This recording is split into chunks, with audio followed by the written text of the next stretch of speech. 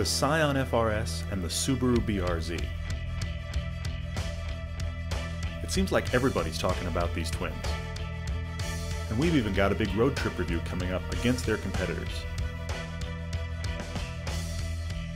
But when we found them both together at a track event, well, we knew we had to do a head-to-head. This is the Scion FRS, on track at High Plains Raceway, just outside of Denver. It's a good day. First time to track the Scion FRS. I've probably read as much as you have about this car, about the twins, and I've been very, very eager to drive it. Now, this is a 6-speed, whereas the Subaru is an auto. But of course, they're running the same power. And yes, this is down on power. But my God, that misses the point. It's not about beating people into submission with the amazing engine. It's about, can you maintain your speed? Can you work the tires and the chassis well enough that you just didn't lose as much speed as everybody else in the corner?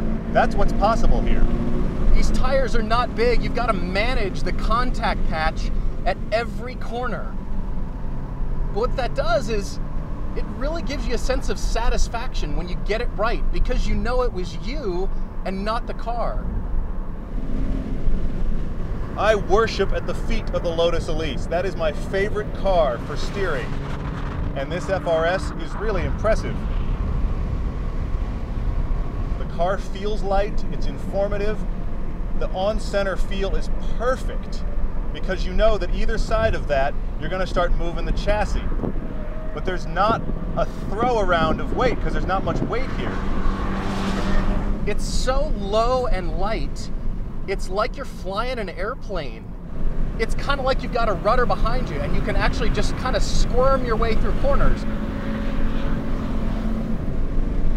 It doesn't feel like it understeers at all.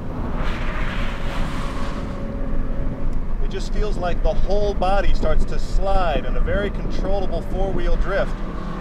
No sense of anything on the car fighting what you're trying to do. It's incredibly neutral.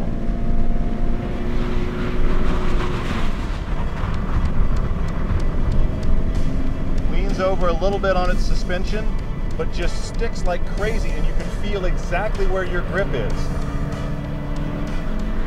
Do I wish for more power? Yeah, on some cars, but on this one, I don't know that I do. I think it's pretty good. It doesn't sound like very much, but let's be honest, this car is pretty light to begin with. I can't believe I'm going to say this, but this FRS has the best steering feel of any car I've driven short of the Lotus Elise. It's that good.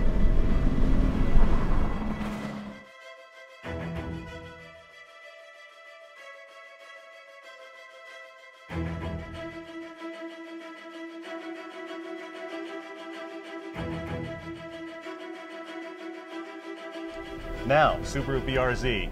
Same car, different branding. This one has the auto, which I don't like as much. But let's work the paddles and see how this goes. You know what? First turn, I'm already feeling a difference.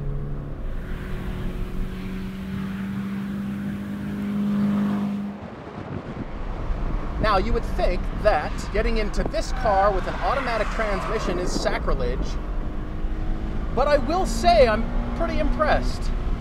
It's not bad. It's not some dual clutch wonder machine, but it actually will shift exactly when you asked. Okay, so now I'm in fourth. I want more power. Yeah, it's only on straightaways.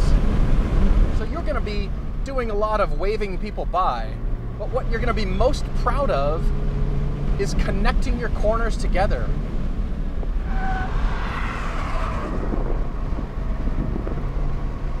Obviously, like the FRS, there's not much weight here.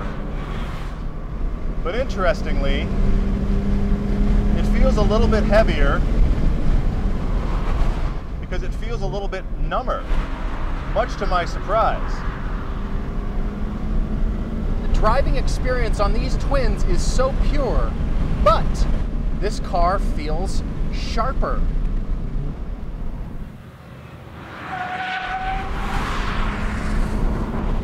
Now, please don't misunderstand me. I'm talking about this in fractions. Compared to most cars you've probably ever driven, this has incredibly informative steering. It's just that the FRS is a bit better than this is.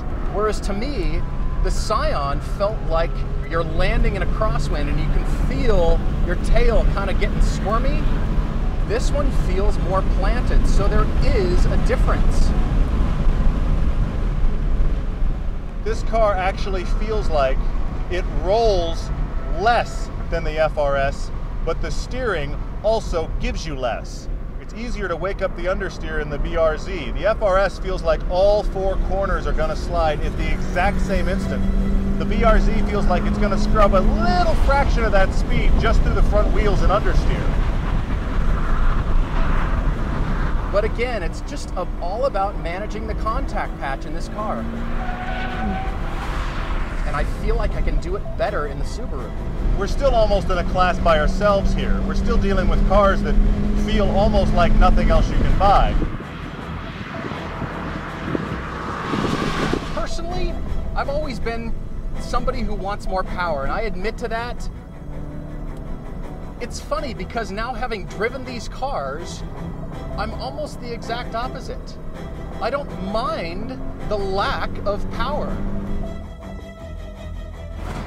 FRS and BRZ on the same track in the same day. I expected these cars to be identical. I did too. You know, these are cars that had to be built. I mean, Toyota needed this car for its Subaru image. really didn't, but Toyota sure did. Subaru didn't, but Toyota certainly needed this car. And I thought, okay, they're going to be kind of similar. They are not. I expect them to be identical, and they are shockingly different. I'm amazed. Okay, so which one did you pick? Well, FRS. What? I picked the BRZ. Of course you did, because we couldn't possibly agree. I think this is so tight and sharp, and there's no understeer at all. That is great, unless you've driven this. This has got more neutral, I think more precise handling. This is spongy. It feels spongy. It feels like somebody forgot to tighten up bolts in the rear suspension.